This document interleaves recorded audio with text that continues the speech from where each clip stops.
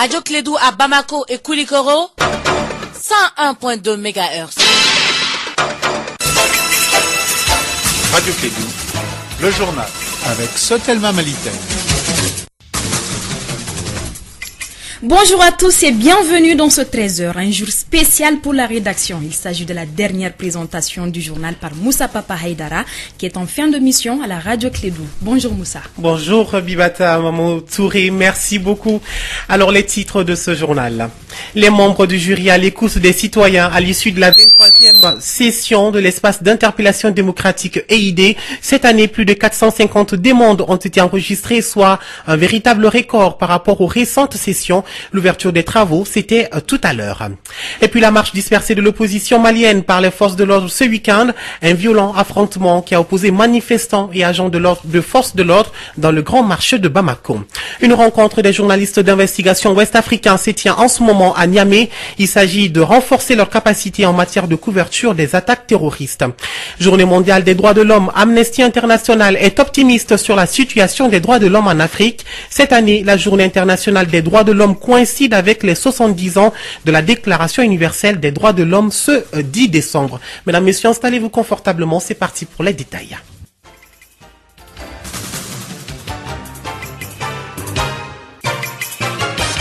Bonjour à toutes et à tous et bienvenue dans cette édition. Eh bien, la dernière que vous présentera donc Moussa Papa Haïdara.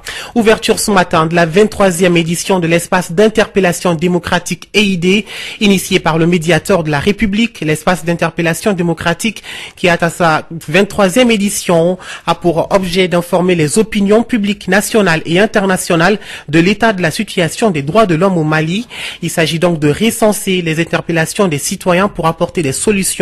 Cette année, plus de 450 demandes ont été enregistrées, soit un véritable record par rapport aux récentes sessions. L'EID entre également dans le cadre de la célébration de la Journée internationale des droits de l'homme. Écoutons Baba Akib Haïdara, il est le médiateur de la République.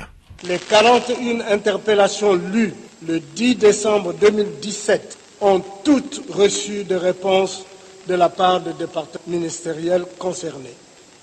Sur les 147 interpellations retenues pour suite à donner, 80 ont reçu de réponse, soit 61,22%. Quant aux recommandations formulées par le jury, elles ont toutes reçu de réponses de la part des ministres interpellés, à qui je suis heureux ici une fois d'exprimer toute ma gratitude. La dynamique enclenchée depuis la 19e session en 2014, qui marque le 20e anniversaire de l'EID, dynamique s'appuyant sur des mécanismes de fonctionnement sans cesse améliorés et par des écoutes toujours plus proches de nos concitoyens qu'ils se trouvent. Cette dynamique-là continue de produire des effets positifs sur la participation populaire à l'espace d'interpellation démocratique. Ainsi, nous sommes passés de 177 d'interpellations en 2013 à 290 en 2017, record que nous croyons inégalé, mais qui vient pulvériser avec 454 demandes enregistrées cette année 2018. Dans cette forte croissance d'intérêt de nos concitoyens pour l'EID, il est très encourageant de relever que le taux de participation des régions en dehors du district de Bamako ne cesse de s'accentuer. En effet, sur les 154 demandes d'interpellation, 367 proviennent des régions. L'instant donc Baba Akib Haïdara, médiateur de la République. Restons dans ce chapitre. Eh bien, Amnesty International est optimiste sur la situation des droits de l'homme en Afrique. Cette année, la Journée internationale des droits de l'homme coïncide avec les 70 ans de la Déclaration universelle des droits de l'homme ce 10 décembre. L'occasion pour l'ONG Amnesty International de publier son rapport annuel sur la situation des droits humains dans le monde et notamment sur le continent africain. D'extraordinaires progrès ont été accomplis ces dernières décennies en Afrique, constate l'ONG dans son rapport, mais le combat pour les droits humains est encore loin d'être gagné. L'organisation cite le cas de la République démocratique du Congo où la répression des manifestations pacifiques a fait de nombreux morts et blessés cette année. Marche de l'opposition malienne ce week-end, également à l'actualité. Le grand marché de Bamako a été le théâtre d'affrontements violents entre manifestants et agents de force de l'ordre, malgré un arrêté du gouvernorat du district de Bamako interdisant la marche de l'opposition. Les manifestants ont tout de même tenté de se regrouper à la place de la Liberté, encadré par un important dispositif de sécurité. Comme il fallait s'y attendre, les deux parties ont joué au chat et à la souris à travers une bataille rangée digne d'une guérilla urbaine en plein cœur du grand marché de Bamako. Les accès à la place de la Liberté, au monument de l'indépendance, à la bourse du travail ou encore à l'Assemblée nationale étaient bloqués à la circulation. Mahamadou Kane était sur place. Repoussés jusque dans leur dernier retranchement, les manifestants se sont repliés au grand marché de Bamako, une stratégie tactique qui n'était pas du goût des commerçants, dont beaucoup ont dû fermer boutique, craignant pour leur vie et pour leurs marchandises, à l'image de Djene Doumbia. Nous sommes des commerçants, donc nous vivons au jour le jour pour subvenir aux besoins de nos familles, dit-elle. Nous n'avons aucunement besoin de ces affrontements, conclut-elle. Djigui Kouyaté est également commerçant au grand marché de Bamako. Il trouve regrettable que les agents chargés du maintien d'ordre puissent sans discernement tirer des gaz lacrymogènes en direction de tout le monde. Pneus brûlés à plusieurs endroits entre la place de la Liberté et le grand marché de Bamako et jet de pierres à l'endroit des agents des forces de maintien d'ordre qui ont fait usage des gaz lacrymogènes.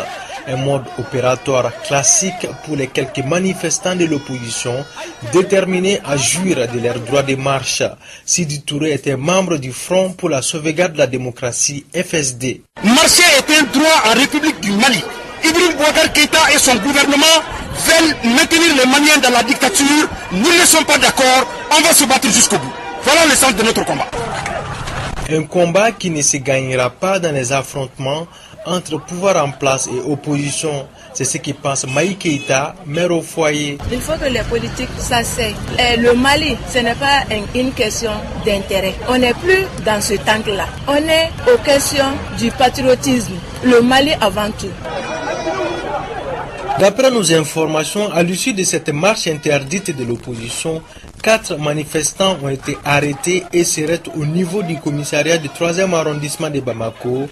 Quant à Dolo Aminata Diabaté, fille de l'ancien ministre Maître Amirou Diabaté, elle a été violemment tabassée par les agents des forces de l'ordre pour avoir proféré des insultes à l'endroit du chef de l'État, le président Ibrahim Boubacar Keïta. Et justement, pour le porte-parole du CDR, Collectif pour la défense de la République, le régime d'Ibrahim Boubacar Keïta est, je cite, à bout de souffle, d'où l'interdiction de la marche de l'opposition du week-end. Nous vous proposons d'écouter Mohamed Youssouf Batili dit Rasbach. C'est de la panique, ils jouent leur survie. Parce que ils ont vendu à l'international qu'ils ont récupéré la maîtrise de la stabilité, de la gouvernance, et que la population adhère à la gouvernance de IBK à travers Boubei. Et donc Boubei a vendu cette image de lui qui a réussi à convaincre l'opinion à travers les résultats de ses politiques. Or aujourd'hui, les peuples sortent pourquoi? Contre la cherté de la vie. Donc s'il y avait résultat, il n'y aurait pas eu cette marche. Les peuples sortent pour dénoncer le projet de découpage territorial. Donc s'il y avait un résultat de climat social, de concertation, le peuple ne serait pas sorti. L'insécurité, tout ça. Donc la marche serait une vitrine permettant à l'opinion internationale de voir si réellement ce qu'on leur a dit de stabilité, de progrès est réel ou pas. Donc il faut empêcher l'extérieur de vérifier ce qu'eux ils leur ont donné comme version. C'est ce qui implique la panique là. Donc c'est pourquoi je dis que c'est un arrêté qui traduit l'état de nerfs. C'est une victoire psychologique pour les FSD, COFOP, le CDR et tout ce qui veulent marcher ces 2 jours là, parce que nous avons réussi à leur infliger par notre constance à sortir quelque chose qui en soi suffit comme preuve matérielle pour balayer tout ce qu'ils ont vendu d'illusion. Interrogé donc par Mahamadou Kane, s'exprimait à l'instant Mohamed Youssouf Batili dit Rasbach. Il est le porte-parole du collectif pour la défense de la République. Et il faut signaler également qu'il est prévu demain mardi une autre marche. C'est le mouvement Tarataoulé qui prévoit de descendre dans les rues pour réclamer la baisse du prix du carburant. Le même jour, une quarantaine d'organisations de la société civile malienne, dont l'AMDH, compte marcher également pour dire non à la loi d'entente nationale.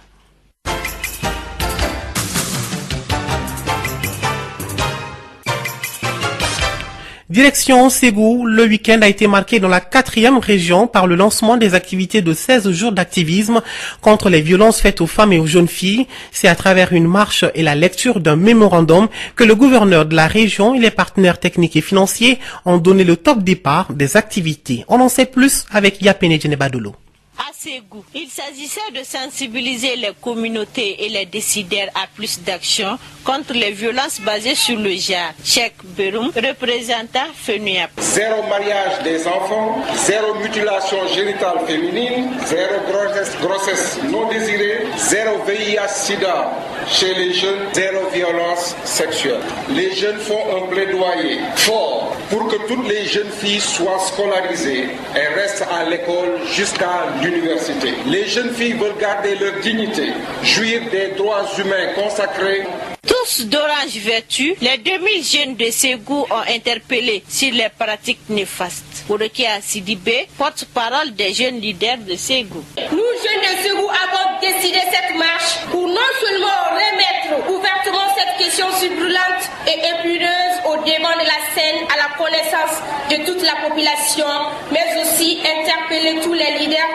C'est pour signifier que nous sommes avec nos mères et sœurs, si l'on sait que la fille d'aujourd'hui est la mère de demain. Après avoir reçu le mémorandum des jeunes, le gouverneur Biramou Sissoko s'est engagé. Je m'engage à faire bonne lecture et bon usage du document que vous venez de me remettre. Je comprends bien la symbolique et mesure sa portée. Je me fais d'ores et déjà le devoir d'interpeller tous les acteurs de la région de Ségou et en appel à l'urgence d'agir dans une plus grande synergie d'action. Tous à Ségou sont désormais engagés à mettre fin aux violences à l'égard des femmes et des filles. De Ségou, Yapene Djenebadolo pour la radio Clédou.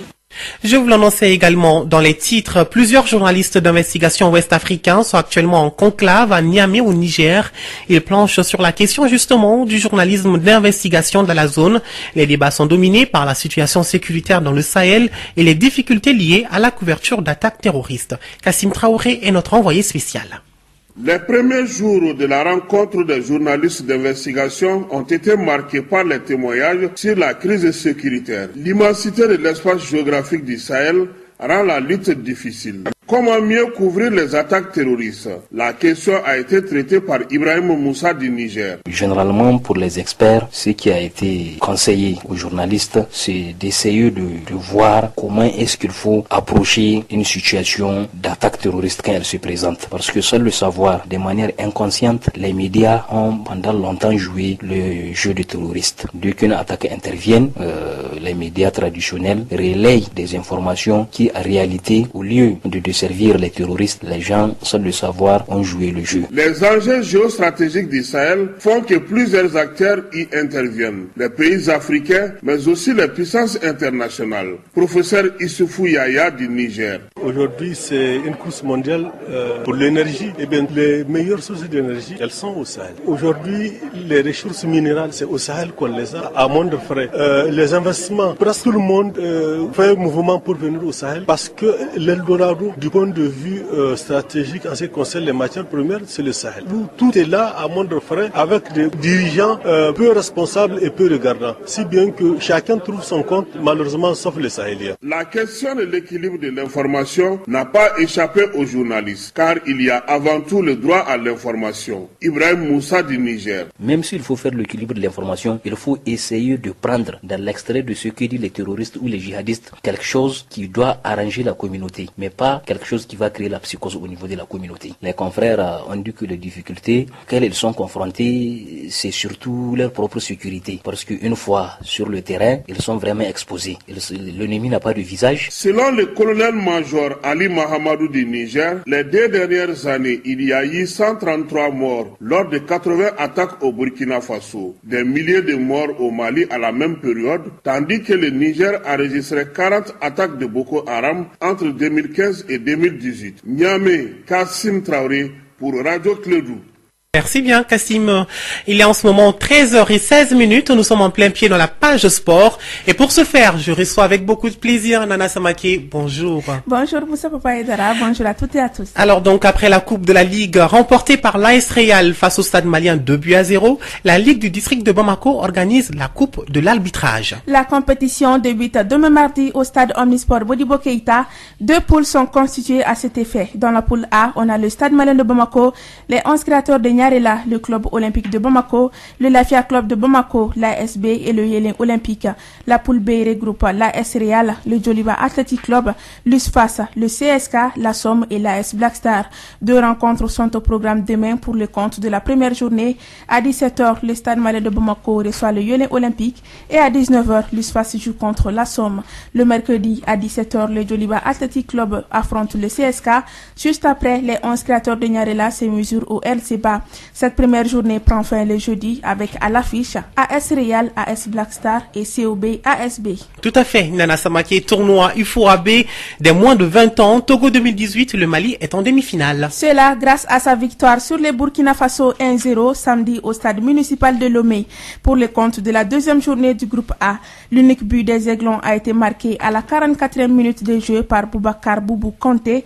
Déjà vainqueur 1-0 du Togo en première journée, le Mali enregistre sa deuxième victoire de rang dans ce tournoi et affrontera le Sénégal ce mardi pour le compte de la troisième et dernière journée des phases de poule. Pour le moment, Maliens et Sénégalais sont leaders du groupe A avec 6 points. Les 2 sélections sont déjà qualifiées pour les demi-finales de la compétition, comme tu l'as dit, Moussa Papa. Merci bien, Nana Samake. Alors, je ne sais pas si on va se dire au revoir, mais en tout cas, on va se retrouver ailleurs. Merci bien. C'est la fin de ce journal. C'est également une fin de mission pour Moussa Papa Haïdara. Et oui, c'est un choix difficile à faire, mais l'aventure de Clé 2 Info s'arrête ici pour moi. C'est un sentiment de gratitude que je prouve en ce moment pour ce qui a été une grande aventure collective et intellectuelle. 4 ans passés à vos côtés, comme tout est allé si vite. Durant ces 4 années, on a essayé un tant soit peu de faire du journalisme, de la pédagogie qui donne à réfléchir, mais qui ne vous dit pas ce que vous devez penser réellement. Ça reste un combat quotidien. Il faut dire que tout n'a pas été rose également. Tout n'a pas été parfait. J'ai beaucoup appris de mes erreurs. Le travail a été énorme. Je remercie tous mes collègues, tous ceux qui ont nourri nos différentes éditions. Grand merci à vous, chers auditeurs, d'être fidèles à la présentation de mes différents journaux pendant 4 ans. J'ai été très heureux de les préparer et présenter. Nous avons tissé ensemble un lien très fort. Je me suis forcé de vous informer le plus correctement possible en ouvrant souvent le journal sur des univers de respiration, de culture et quelques-unes de mes passions personnelles, comme la mode ou encore les pensées du jour. Je n'abandonne pas complètement le métier, mais je suis à la dernière page de l'histoire de Radio Clédou. C'est avec un cœur rempli de tristesse que je vous dis au revoir. C'est un cœur rempli de joie, puisque je vous laisse encore entre de bonnes mains. Soyez heureux, gardez le sourire quoi qu'il arrive. La vie est si belle qu'il faut en profiter chaque jour. Alors ma dernière pensée du jour, crois en toi et tu voleras haut. Peu importe ce que les gens disent et combien de temps ça prendra, sois vrai, sois fidèle à toi-même et suis ton cœur. Chers amis, portez-vous bien.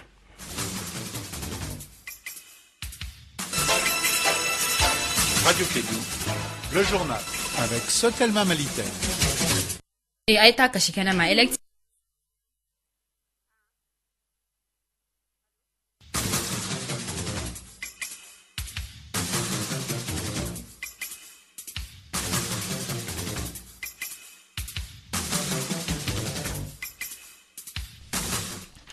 Bonjour à tous et bienvenue dans cette page Elect. Le 10 décembre est consacrée Journée internationale des droits de l'homme par l'Organisation des Nations Unies. Quelle signification revêt cette date? Pour plus de détails, Elect a interrogé Drissa Traoré, coordinateur de l'Association malienne des droits de l'homme AMDH. Écoutons Elect. Elect, bonjour. Bonjour. Comment peut-on définir les droits de l'homme? Pour Idrissa Traoré, les droits de l'homme sont des prérogatives des libertés inhérentes à tout être humain. Ce sont également des garanties des textes nationaux, internationaux conférés à tout individu et dont la jouissance devient un exercice quotidien. Et pourquoi la journée du 10 décembre a été consacrée aux droits de l'homme?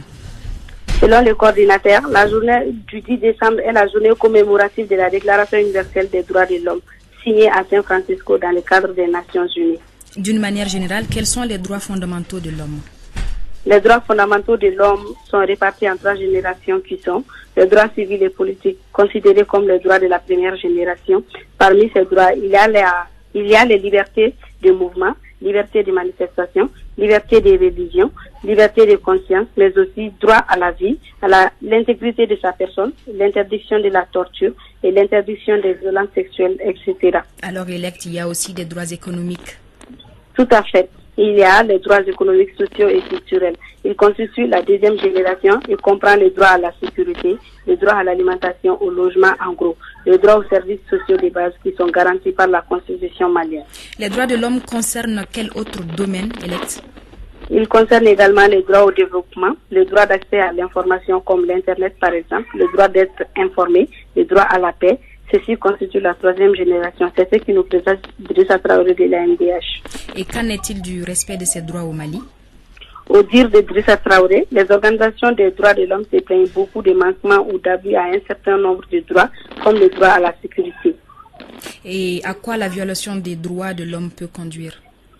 Idrissa Traoré dit que la violation des droits de l'homme peut conduire à un conflit. D'accord, donc merci beaucoup élect, bonne journée. Merci. Voilà, c'est tout pour cette page élect qui vous a été présentée par Bibata Touré, à la partie technique Fatou Fall. La radio Clédou à Ségou, 91.5 MHz.